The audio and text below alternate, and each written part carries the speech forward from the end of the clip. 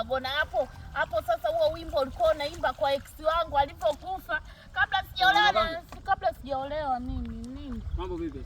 Alafu usinishikage mimi kwanza, unanukia UTI. Agone. Mama Gwanto nisikilize basi. Unasemaje? Sasa nikwambia kitu Mama Gwanto.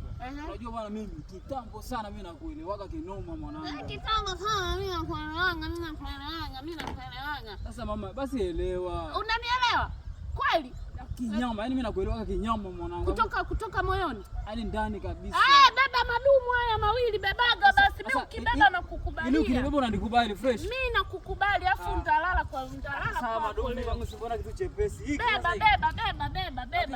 Lakini Mama Gwanto sio na beba alafu mwisho wa siku unazingua. Mimi ukibeba mimi na mchiti baba Gwanto, mimi kuchiti ni dhambi, ila leo naharibu viapo vya 2025 mstari wa 6. Basi leo imeisha. Hii kubeba tu.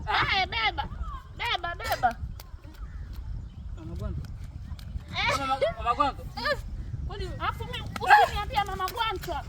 Eti na mwanaume njoo bebe, njoo. Sasa bora hivyo. Utanikubali kweli nikiweza kubeba madumu. Mimi napigaga hivyo, napigaga beba. Beba kama wewe mwanaume beba. Eti ananitongoza ya subiri acha. Lete 10,000. Naomba 10,000. Ipo kwenye simu nitakutumia basi. Toka. Hata kubeba na noma hapo mimi Mama Gwanto anakupenda. Mimi nabeba tu kirahisi,